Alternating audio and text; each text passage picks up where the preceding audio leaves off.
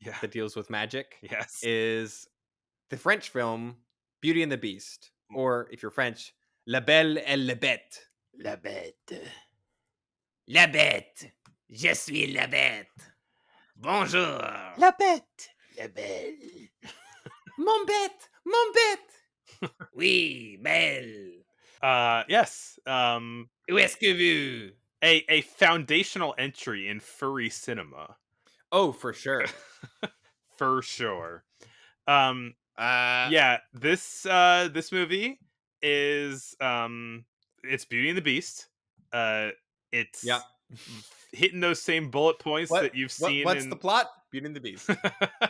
uh but it's definitely like a, compared to the one that I think more people are familiar with, it is a lot dreamier. Mm. It's a lot more like A lot spookier. it's got some spooky vibes. And it's got like the beast is a bit more of like a sexy kitty cat, instead of whatever they kind of draw him as in the I don't Disney know. movie. I do think the Disney movie is. I don't know. So I haven't done a lot of research into this. I'm curious how much the Disney movie is drawing directly from this movie, as opposed to what is inherent to the original story, Yeah, I mean, the French story. it does inspire some of the same think ideas. You kind of I do think see some of visually, the same scenes happening. I do. It yeah. is my understanding that that like the visuals and the way that the castle in particular is depicted is a pretty direct influence toward the Disney movie. Right. I have not read the original sort of fairy tale that this is based on. So I don't know how much of that is like the beast looks like a lion man, which is how the beast has basically always been depicted in any sort of you know, visual depiction I've seen in modern times. This movie included. Whether it's this or the Disney movie or the remake of the Disney movie or the Ron Perlman TV show where he lives in the sewer and like fights crime, I think. Never Whoa. seen it. But yeah, this is obviously predates the animated Disney movie, and so it is all all in French. It's a French film. Question of I would not describe it as a children's film, although I think the opening text of the movie invites the audience to sort of watch it with childlike eyes, Yeah, sort of yeah. like try to keep a childlike mindset while watching this, and don't try to be like, well, actually, this Yeah. would It's happen. got When it's like like basically a it's a fairy yeah, tale. it's like a disclaimer at the beginning. It's just like, this is a fairy tale, Yeah, by the way. Like, approach it that yeah, way. yeah. This is directed by Jean Cocteau, who I have only ever seen, I think, one other film from that we got to do on the show when we get to it. The 1950 Orpheus movie, Hmm. which rules. And I think Cocteau really came from a lot more of the kind of like surrealist art movement, Hmm. also, and you can really feel that in this movie. This movie is, I think, reminds me almost a little bit more. It's like more leaning towards almost like the Maya Deren stuff. A Yeah, little at bit. It's not times. nearly as surreal or avant-garde as that It's, is. this is a narrative movie, but when I say that it's Yeah. like dreamy, there's like a lot of parts where the movie just kind of slows way down for you to just experience imagery and feelings. Yeah. Yeah. Which I love about it. Like I really enjoyed this movie. I want to watch it again because I feel like I was not in the right mood for like slow, dreamy imagery, and I wasn't like Right. on board with it. But I think I in also another got really scenario I could be. lucky. I got really lucky in that I was able to see this in a theater on film too, which I do think was like, best possible scenario to see this movie. Yeah, this has lots of this movie looks gorgeous, unsurprisingly. It's got lots of like foggy woods and castles and like palace rooms, and it's got a lot of like really cool in-camera effects in it too. Like a lot of like really cool like camera trick stuff. Hmm.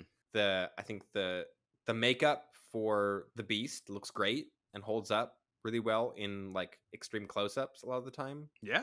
And yeah, it does I think a good job of like simultaneously at times being like frightening looking, and it's like this big hairy lion guy with claws and teeth whose eyes like reflect in the night.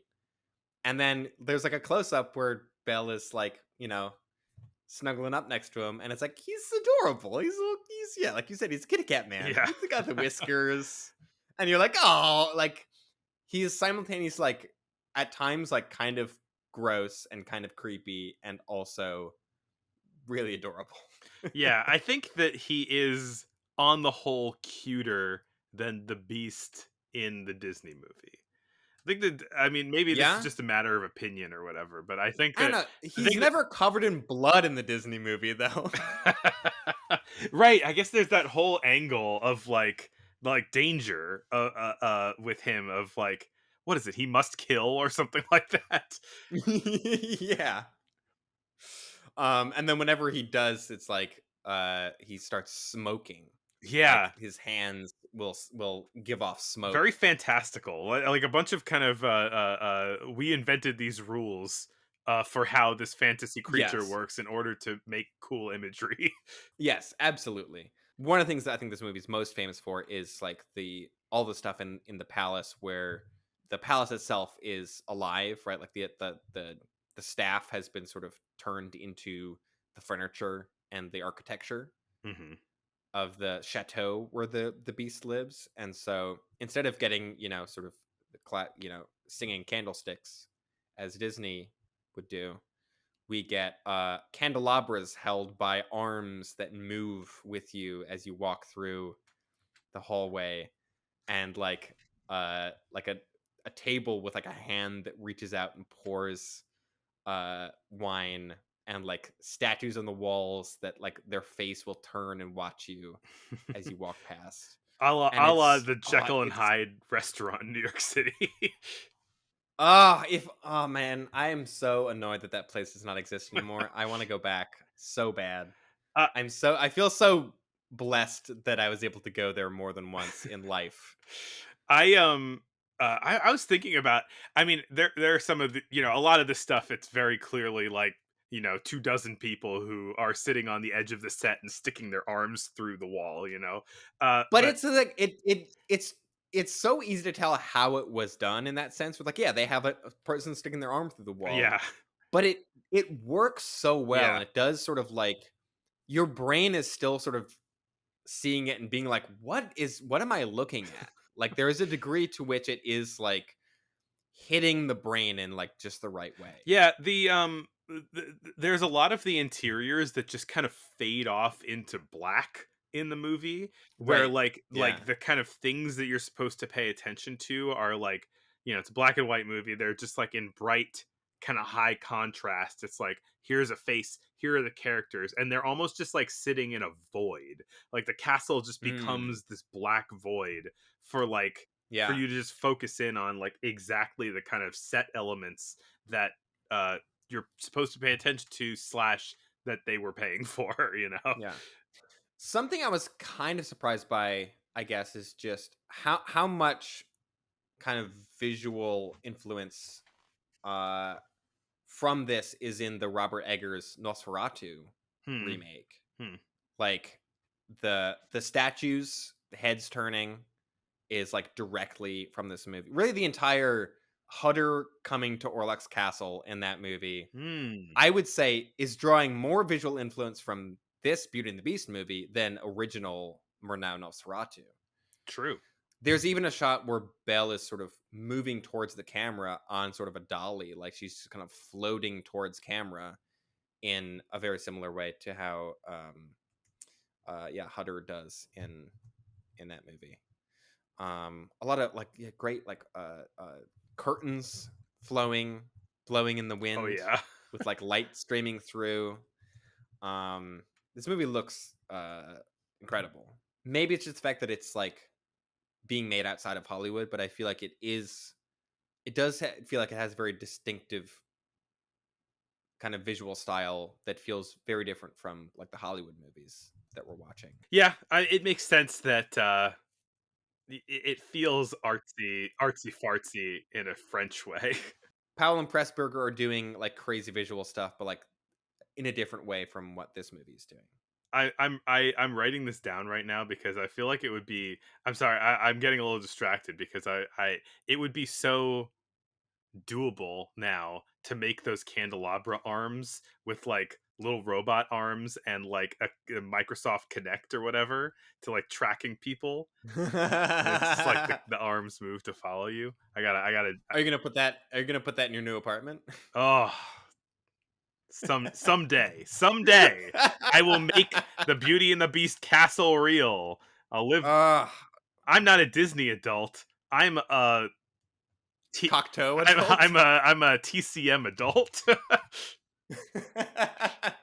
Oh boy. Yeah, there is like I do think one thing, and maybe this says more about me than anything about the movie necessarily, but like I do love how much kind of like camera trickery and things like that are in this, Mhm, and just like I mean the lavishness of like the sets and all of that and the costumes, but like how much is like there's a lot of like hidden cuts in like whip pans in this movie, mm, which I think is something we haven't seen that much of in filmmaking up to this point of like the movies that we've covered. mhm. Like there's a lot of like reverse film. There's a bit where like Belle uses a glove to teleport back to her village, and she like comes out of a wall in this way that is just her getting like pulled, I think, into a floor that has been reversed and made to look like a wall, but it's like she is in this big dress that is like kind of emerging out of a wall in a really cool way.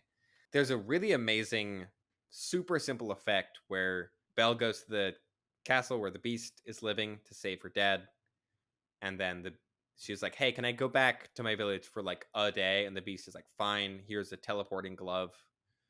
She teleports back. That's the kind of movie this is. And she's covered in like finery, and she has her two shitty sisters that are like never do work and just like parade around in jewels all day.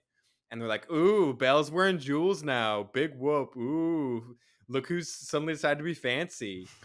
And one of them tries to take her necklace, and when she picks it up, the necklace turns into this like smoking, gross, like hunk of like black matter. And so she drops it, and like as she drops it the camera whips down to the Yeah, floor, and there's a hidden cut, and so as it's like she drops it, it falls, and like the camera whips down and it hits the ground, and it's back to being like pearls and nice jewelry, but it's so seamless. It's like, yeah, yeah, and that's the kind of stuff that I think, I don't know, one of the things in this movie that I really love and appreciate is just like they're showing magic and they're showing creatures and they're showing all this stuff, but it's like through just such simple camera tricks that all work incredibly well. Like the simplicity does not make them feel any cheaper or sort of like less effective. If yeah, anything, it makes them more impressive because it's like they didn't. That's all they did, and it still works super well. yeah, yeah. Confidently done, definitely. Yeah, very. This whole movie is very definitely very confidently done. There's the kind of dual role of the Beast is played by the same actor as Avenant, who's the sort of Gaston character, braggadocious Hmm. jock of the town. And then at the end of the movie, they like switch places kind of through magic, where like Avenant dies and turns into a beast, and then the beast is returned to human form, but since he's played the same actor, he looks like that guy. And Bella's like, "You look like that guy that I know." And he's like, "Is that a problem?" And she's like, I guess not." This is yeah, this is the case in the Disney one too, where like when he turns back into a human, she kind of has mixed feelings about it. Right? It's like I was so into you being a kitty cat man that like now I'm a little bummed. Yeah. I mean, I do think that is definitely in this movie is very much a slow sort of like, Avenant is like a beast in on the inside because he's such an asshole, Hmm. and the beast is like a real softy on the inside. So like they switch. It wasn't until Shrek that this paradigm was turned on its head. Right. Yeah. Very true. Which it is definitely a thing that I think is I agree with Guillermo del Toro and the the writers of Shrek that like yes, instead of like the monsters getting turned into like, conventionally attractive people, they should just stay as monsters and live a happy life that way. Because like, why is that a problem? Yeah. Yeah, I mean, I feel like all of my things about this movie are just like naming cool stuff that happens because like I feel like thematically it is maybe not the deepest movie. I don't know. It's getting into sort of like It's a fairy what tale. right. And it's It's it's very simple. much, don't judge people if they look like cat monsters. Um, Yeah. if your family is mean to you, then go live in a castle. I don't know. Like I think right. It's not we're not getting into like the sort of emotional depths that I think like It's a Wonderful Life and Best Year of Our Lives are. And I think like Yeah. this is a totally different mode of filmmaking than those are. Those are like really like telling really deeply human stories, and this is telling a very fanciful fairy tale through like just incredible filmmaking technique. Yeah. And so it is like I can see how this maybe wouldn't appeal in the same way as those do. I got to give But it I another re- chance. but I I mean, re- but I really like this, it. this isn't a silent movie, but it goes on the playlist of things to put on in the background Ooh, in a yeah. party. It does actually. Now that you say that, it does actually kind of almost feel like a silent movie in its approach in some ways. It does Yeah. have a lot of the Yeah. kind of like the grandeur and the kind of like experimental nature of a lot of silent movies. True. Yeah. Um, mm, mm.